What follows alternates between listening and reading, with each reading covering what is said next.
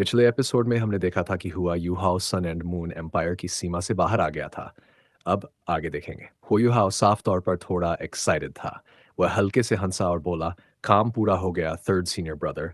बस देखना, इस बार सन मून एम्पायर की हड्डियों तक दर्द महसूस होगा। सुसंशी भी हंस पड़ा और बोला, मुझे ही पसंद है। चिंता मत कर, सब लोग अपनी अपनी पोजीशंस पर हैं, अब तुम थोड़ी रेस्ट करो। हाँ। होयुहाओ ने दो मिल्क बॉटल्स निकाले और पैर मोड़कर बैठ गया। उसने उन बॉटल्स के अंदर मौजूद सोल पावर अब्जॉर्ब करना शुरू किया और साथ ही अपनी मिस्टीरियस हेवन टेक्निक एक्टिवेट की ताकि पहले जो खर्च हो चुका था उसकी भरपाई कर सके।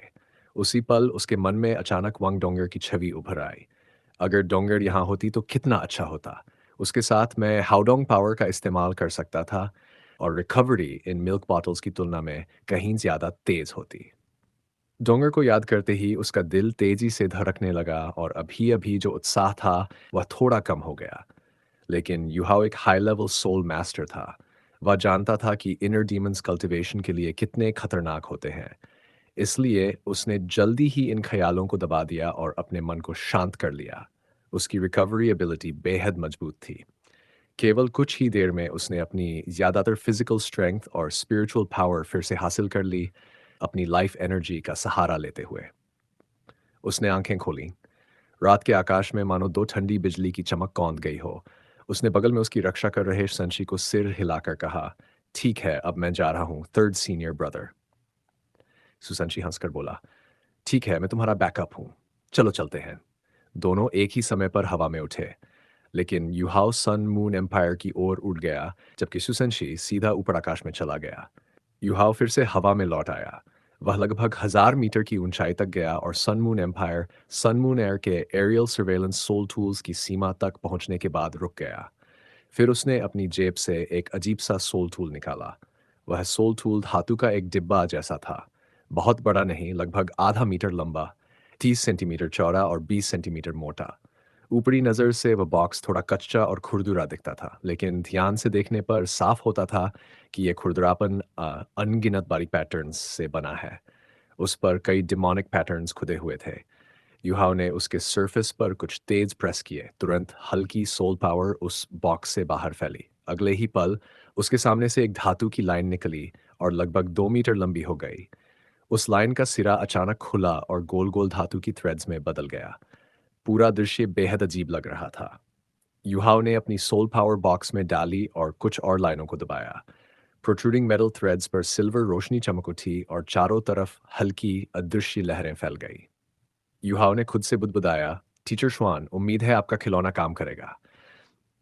दूर आसमान में क्षितिज पर एक high altitude aerial surveillance soul tool हवा में हॉवर कर रहा था। उसके कई ऑक्सिलरी अटैचमेंट्स खुले हुए थे।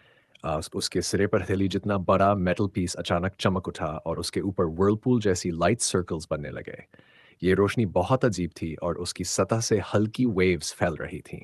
अचानक ये रोशनी और भी तेज हो गई और सर्वेलेंस टूल के ऊपर का पूरा क्षेत्र चमक उठा। बैम!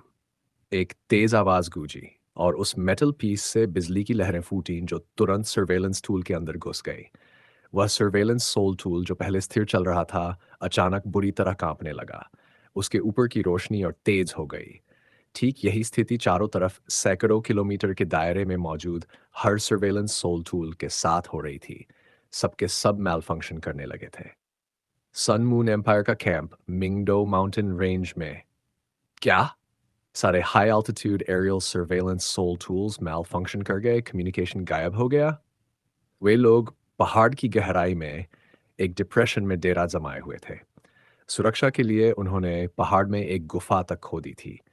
ये जगह मिंगडो माउंटेन रेंज की सबसे ऊंची चोटी के पीछे थी और सारे सर्वेलेंस सोल टूल्स को नियंत्रित करने का मुख्य केंद्र था। इसे सन मून एम्पायर का इंटेलिजेंस हेडक्वार्टर्स कहा जा सकता था। यहाँ एक क्लास 9 सोल इंजीनियर खुद निगरानी कर रहा था।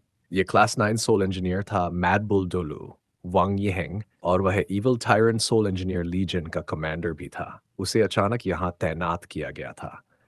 दरअसल इविल टायरेंट लीजन की सबसे बड़ी खासियत यह थी कि उनके सोल इंजीनियर्स सबसे तेज और हर स्थिति का सामना करने में माहिर थे। वांग यिहेंग का चेहरा काला पड़ गया जब उसने अपने अधीनस्थ की रिपोर्ट सुनी। सिर्फ कुछ ही मिनट पहले मिंग डो माउंटेन रेंज की मुख्य चोटी से आगे दर्जनों किलोमीटर दूर के आसमान में उन्होंने 20 से ज़्यादा सर्वेलेंस सोल टूल से कांटेक्ट खो दिया था। ये स्थिति पहले कभी नहीं हुई थी। अगर सिर्फ एक सर्वेलेंस टूल से संपर्क टूटा तो कहा जा सकता था कि वह अपने आप खराब हो गया। लेकिन इतने सारे एक साथ गायब हो जाना, इसका मतलब साफ था, किसी ने जानबूझकर सैबोटाज किया है। लेकिन 3000 मीटर की ऊंचाई पर, यहाँ तक कि टाइटल डोलू भी इतनी ऊंचाई पर आसानी से अपनी ताकत इस्तेमाल नहीं कर सकते थे। अगर एक टूल नष्ट हुआ होता तो मान सकते थे कोई छुपकर हमला कर गया, लेकिन दर्जनों एक साथ, क्या ये मान लें कि एक साथ कई सारे टाइटल डोलू जो खुद को छुपाने में माहिर है हमला कर गए? ये असंभव था। पूरे कॉन्टिनेंट में इतने सारे टाइटल डोलू ही नहीं हैं।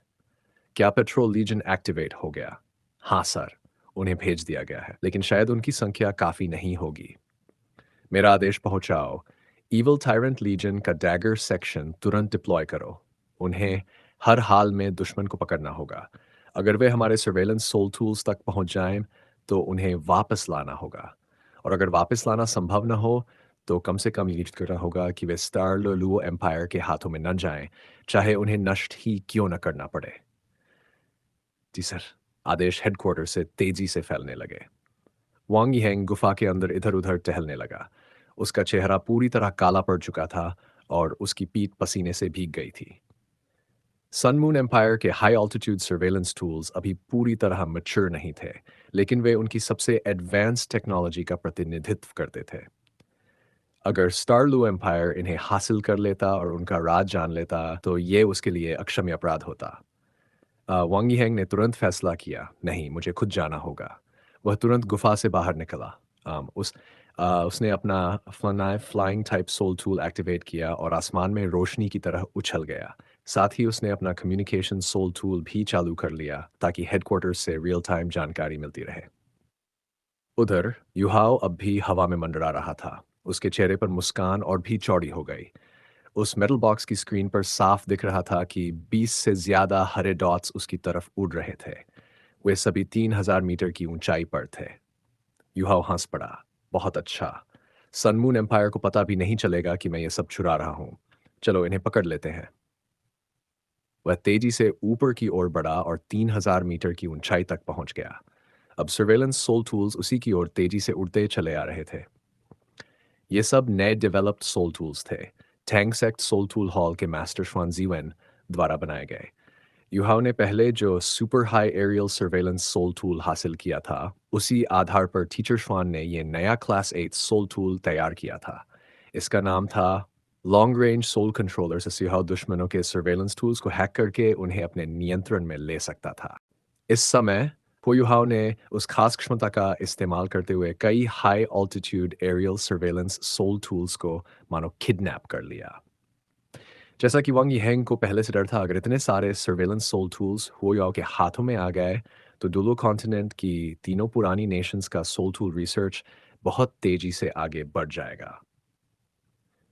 युहाओ ने साफ देखा कि कई सर्वेलेंस सोल टूल्स उसकी ओर उड़कर आ रहे थे, लेकिन उसी समय उसने यह भी देखा कि मिंगडो माउंटेन रेंज से एक-एक करके तेज रोशनी की बीम्स उसकी ओर दागी जा रही थीं। ये तो उसने पहले से सोचा हुआ था। सन मून एम्पायर ने अचानक इतने सारे सर्वेलेंस सोल टूल्स से संपर्क खो दिया था। अगर वे तुरंत प्रतिक्रिया नहीं देते, तो वही अजीब होता। उसके दिल में बस यही प्रार्थना थी, काश दुश्मनों की तरफ से कोई टाइटल डूलो या क्लास 9 सोल इंजीनियर पहले ना जाए। उसने अपने हाथों में पकड़े हुए मेटल मेटल बॉक्स पर नजर डाली और अपनी स्पिरिचुअल डिटेक्शन को पूरी ताकत से सक्रिय कर दिया। असल में उसके लॉन्ग रेंज सोल कंट्रोलर्स में सेल्फ डिस्ट्रक्शन मैकेनिज्म्स लगे थे। यानी अगर वह सर्वेलेंस सोल टूल्स को ले नहीं जा पाया, तो चाहे तो उन्हें नष्ट कर सकता था। लेकिन यह उसका लास्ट रिजॉर्ट था, क्योंकि इतने कीमती सामान को नष्ट करना उसके दिल पर भारी पड़ता। सिर्फ उनमें इस्तेमाल हुए रेयर मेटल्स की कीमत ही असंभव सी थी। पहला सर्वेलेंस सोल टूल तेजी से युहाओ के सामने पहुंचा। वह तुरंत ऊपर उड़ा और उसकी स्टारलाइट सफायर स्टोरेज रिंग चमकी और पूरे सोल टूल को निगल गई। पहला मिल गया, क्योंकि सारे सर्वेलेंस सोल टूल्स अलग-अलग दूरी पर थे, इसलिए वे एक-एक करके ही पहुंचे। दूसरा भी मिल गया, तीसरा भी। ज़्यादा समय नहीं लगा और यूहाओ ने अपनी रिंग में 6 सर्वेलेंस सोल टूल्स जमा कर लिए। उसके मन में एक ही ख्याल था, लगता है इस बार का फायदा गिनती से बाहर होगा। लेकिन तभी आसमान से 5 परछाइयां उसकी ओर बढ़ी। ये पांचों एक साथ नहीं बल्कि अलग-अलग दिशा से आ रही थीं। यूहाओ ने इमिटेशन और स्पिरिचुअल इंटरफेरेंस डोमेन का इस्तेमाल किया हुआ था, जिससे उसकी मौजूदगी पकड़ना बहुत मुश्किल था। लेकिन वह पहले ही अपनी स्पिरिचुअल डिटेक्शन से देख चुका था कि इन 5 सोल इंजीनियर्स के हाथों में डिटेक्टर्स थे, और वो भी सबसे एडवांस्ड ऑसिलेशन डिटेक्टर्स। इनसे वह पूरी तरह इम्यून नहीं था। अगर ये अपने डिटेक्टर्स को चारों तरफ फैलाते, तो आखिरकार उसे ढूंढ ही लेते। ये पांचों अब तेजी से उसकी लोकेशन के करीब आ रहे थे। यूहा ने मनी मन सोचा, अगर सेफेस्ट डिसीजन लूं, तो अभी पलटकर भाग जाना चाहिए और जिन सर्वेलेंस सोल टूल्स को ले नहीं जा पाया उन नष्ट कर देना चाहिए। इससे दुश्मन को भी भारी नुकसान होगा और मेरा भी अच्छा फायदा। लेकिन वह इस फैसले से संतुष्ट नहीं था। उसे पता था कि यह चाल वह सिर्फ एक बार ही खेल सकता है। दुश्मन अगली बार इतनी आसानी से नहीं फंसेंगे, इसलिए जितना भी एक्स्ट्रा सोल टूल ले पाए, उतना उसके लिए सोने का पहाड़ था। उसने एक पल सोचा और फिर निर्णायक कदम उठाया। उसने हाथ का मेटल बॉक्स वापस रखा और सीधे नीचे की ओर उड़ान भर दी। वह जानता था कि सर्वेलेंस सोल टूल्स यहीं इकट्ठा होंगे। उसके पास सबको इकट्ठा करने का समय नहीं था, इसलिए उसने खुद को रिवील करने का फैसला किया, ताकि दुश्मनों का ध्यान अपनी ओर खींच सके। अगर वे उसे लड़ाई में उलझ गए, तो शायद उसे इतना समय मिल जाए कि बाकी सर्वेलेंस सोल टूल्स आ जाएं और फिर वह सबको समेट सके। यही सबसे अच्छा आउटकम होता। असल में इस ऑपरेशन से पहले उसने सोचा भी था कि व्हाइट टाइगर ड्यूक से मदद मांगे और कुछ सोल मास्टर्स भेजने को कहे। लेकिन साधारण सोल मास्टर्स यहाँ तक आते ही सर्वेलेंस सोल टूल्स द्वारा पकड़े जाते। सिर्फ वही था जो इस ऊंचाई पर खुद को छुपा सकता था। ठीक है, एक बार कोशिश करता हूँ। नहीं हुआ तो भाग जाऊंगा। उसके अंदर की हिम्मत और बढ़ गई थी, क्योंकि स्काईड्रीम आइसवर्म ने उसे बीस्ट गॉड की रिवर्स स्केल के फायदों की याद दिलाई थी। युहाओ अचानक नीचे की ओर गिरा और लगभग 2000 मीटर पर पहुंचकर तेजी से साइड की ओर मुड़ गया। उसने इमिटेशन और स्पिरिचुअल इंटरफेरेंस डोमेन हटाए नहीं, क्योंकि वह बहुत ऑब्वियस हो जाता और दुश्मन तुरंत समझ जाते। लेकिन उसके बाएं तरफ वाले सोल इंजीनियर के हाथ का डिटेक्टर चमक उठा। यहाँ है। उस इंजीनियर ने तुरंत अपने साथियों को बताया। उसके कंधे पर एक भारी काला कैनन उभरा और उसने डिटेक्टर के इशारे पर युहाओ की दिशा में फायर कर दिया। एक नीला बैंगनी बोल्ट आसमान चीरता हुआ युहाओ की ओर दौड़ा। उसकी प्रिडिक्शन बेहद सटीक थी। अगर युहाओ सीधा उड़ता रहता तो जरूर टकरा जाता। यह था क्लास 6 लाइटनिंग कैनन। बेहद खतरनाक। युहाओ जानता था कि उनमें से 2 क्लास 7 सोल इंजीनियर्स थे जो सोल सेजेस भी थे, और बाकी 3 क्लास 6 थे। लेकिन प्रिडिक्शन में उससे अच्छा कोई नहीं था। उसने तुरंत हवा में अपनी गति रोकी और अपने पंख समेटकर अचानक फ्री फॉल में नीचे गिरा। ऊपर उसके सिर पर भयंकर विस्फोट हुआ और बिजली की धाराएं कई 100 मीटर तक फैल गई। अगर वह जरा भी धीमा होता, तो उन बिजली की धाराओं से सीधा टकराता। दूसरे सोल इंजीनियर्स भी अब सक्रिय हो गए और उसे घेरने लगे। लेकिन युहाओ सिर्फ भागने वाला नहीं था। वह सिर्फ सोल मास्टर ही नहीं, एक सोल इंजीनियर भी था। उसके सीने से अचानक नीली रोशनी फूट पड़ी। असल में उसकी गर्दन में एक पेंडेंट लटक रहा था, स्टारलाइट सैफायर से बना हुआ सोल टूल। एक पल में नीली रोशनी ने उसके पूरे शरीर को ढक लिया। युहाओ का शरीर अब एक स्ट्रीमलाइंड डार्क ब्लू आर्मर में बदल चुका था।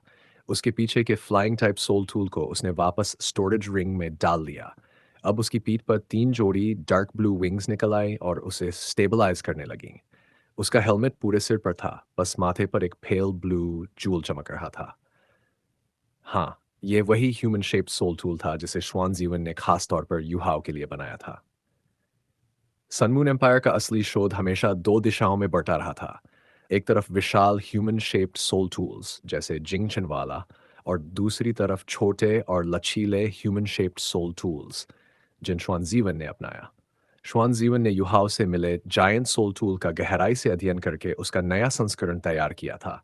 ये क्रिएशन क्लास 7 सोल टूल था। लेकिन श्वानजीवन को अपने सबसे बेहतरीन कामों में से एक लगता था।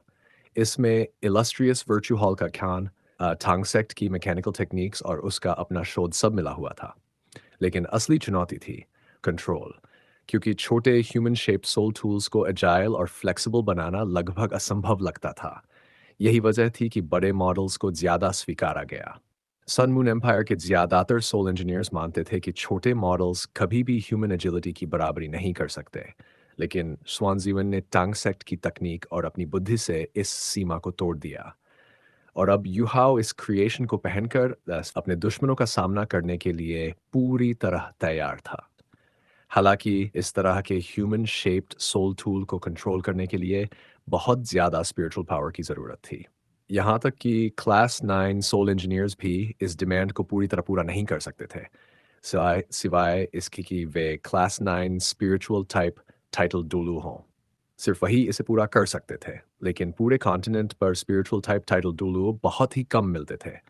और सन मून एम्पायर के ज़्यादातर सोल मास्टर्स तो सोल इंजीनियर्स ही थे, जिससे स्पिरिचुअल टाइप मास्टर्स और भी दुर्लभ हो गए। यही कारण था कि जब रिसर्च इस लेवल तक पहुंची तो आगे प्रोग्रेस रुक गई और बॉटलनेक बन गया। दूसरी ओर श्वान जीवन की रिसर्च में यह प्रॉब्लम नहीं थी। पहली बात, वह छोटे ह्यूमन शेप्ड सोल टूल्स पर काम कर रहे थे। इस वजह से सोल मास्टर्स अपने हाथ पाव से मैकेनिकल पार्ट्स को चला सकते थे। साथ ही उन्होंने ये आइडिया भी नहीं छोड़ा कि सोल मास्टर्स अपने कॉन्शियसनेस और स्पिरिचुअल पावर से human shaped soul tools control कर सके, और उनके पास इसका एक परफेक्ट सब्जेक्ट था। हो युहाओ युहाओ खुद एक स्पिरिचुअल टाइप सोल मास्टर था और आगे चलकर निश्चित रूप से एक टाइटल डोलू बनने वाला था। छोटे आकार वाले सोल टूल्स को चलाने के लिए उतनी ज़्यादा स्पिरिचुअल पावर की ज़रूरत भी नहीं होती। इसलिए श्वानजीवन ने अपनी थियोरीज और प्रिंसिपल्स के हिसाब से इस special human shaped soul tool को तैयार किया। जब होयुहाओ ने इस ह्यूमन शेप्ड सोल टूल को पहना तो उसकी भौहों के बीच की जगह एक ट्रांसपेरेंट जूल से कनेक्ट हो गई। उसी क्षण उसकी कॉन्शियसनेस और थॉट्स पूरे सोल टूल में फैल गई। उसने महसूस किया जैसे पूरा ह्यूमन शेप्ड सोल टूल उसके शरीर का हिस्सा बन गया हो। उसे कंट्रोल करना बिल्कुल वैसा ही था जैसे वह अपने शरीर को कंट्रोल करता है। साथ ही इस सोल टूल में लगे सारे अटैचमेंट्स और मैकेनिज्म्स भी उसकी सोच के कंट्रोल में आ गए। होयुहाओ को अपनी आई ऑफ डेस्टिनी एक्टिवेट करने की भी ज़रूरत नहीं पड़ी। अपनी स्पिरिचुअल पावर से वह आसानी से क्लास 7 सोल को कंट्रोल कर रहा था। असल में श्वान जीवन class 8 human shaped soul tool बनाना चाहते थे, लेकिन उनके पास पर्याप्त मटेरियल्स नहीं थे। दूसरी बड़ी प्रॉब्लम थी यूज़र के शरीर की ताकत और एंड्योरेंस। अगर सोल टूल खुद उतना मजबूत ना हो जितना सोल मास्टर का शरीर या उसकी डिफेंसेस कमज़ोर हो, तो उसका क्या उपयोग। श्वानज़ी का मानना था कि class 8 human shaped soul tool कम से टाइटल डोलुओ के एक हमले को झेल सके, लेकिन इसके लिए जिन मटेरियल्स की ज़रूरत थी वे उनकी रीच से बाहर थे। इस नए सोल टूल ने होयुहाओ की स्पीड बहुत बढ़ा दी, लेकिन वह व्हाइट टाइगर ड्यूक के सामने इसे इस्तेमाल नहीं करना चाहता था, क्योंकि ये इतना कीमती था कि सन मून एम्पायर के सोल इंजीनियर्स भी इसे देखकर लालच में पड़ जाते। साथ ही ये टैंग सेक्ट की सोल टूल रिसर्च का नतीजा था। जैसे सन मून एम्पायर कभी नहीं चाहता कि उनके high altitude aerial surveillance soul tools दुश्मनों के हाथ लगे, वैसे ही होयुहाओ भी नहीं चाहता था कि यह सीक्रेट किसी और को पता चले, चाहे दोस्त हों या दुश्मन। 3 जोड़ी विंग से लाइट फूटी और युहाओ का शरीर हवा में तेजी से झूल गया। उसने तुरंत अपनी स्पीड डबल कर दी और सीधे उस सोल इंजीनियर की ओर बढ़ा जिसने अभी-अभी उस पर अटैक किया था। श्वान जीवन ने जो डिज़ाइन किया था, वह लॉन्ग रेंज कॉम्बैट के लिए नहीं था, बल्कि क्लोज कॉम्बैट के लिए था, क्योंकि क्लोज कॉम्बैट युहाओ की असली ताकत थी और इस सोल टूल से उसकी फाइटिंग स्ट्रेंथ और सर्वाइवल दोनों और भी बढ़ गए। यही मोटिवेशन था इस सोल टूल को बनाने के पीछे। उसकी स्पीड लगभग 10% बढ़ गई और युहाओ की तक सोल डूर पलक झपकते ही वो सोल इंजीनियर तक पहुंच गया जिसने अभी लाइटनिंग कैनन चलाए। वो सोल इंजीनियर चौंक गया।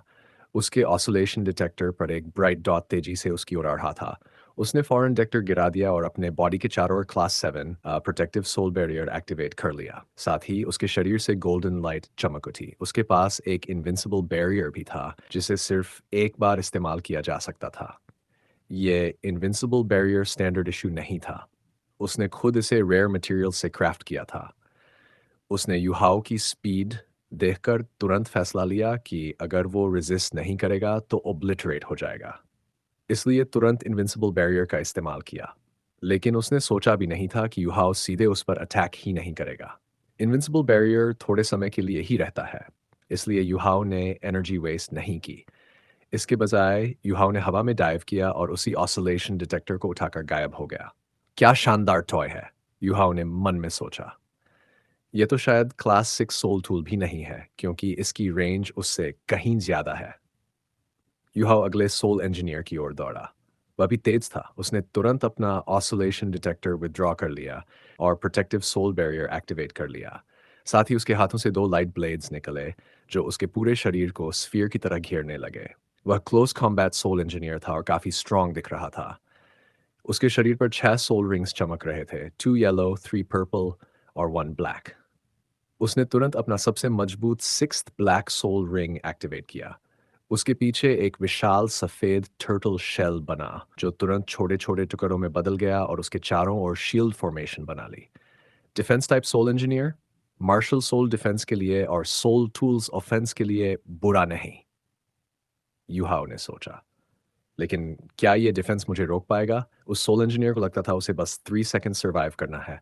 उसके साथ ही उतने समय में उसकी मदद के लिए पहुंच जाएंगे।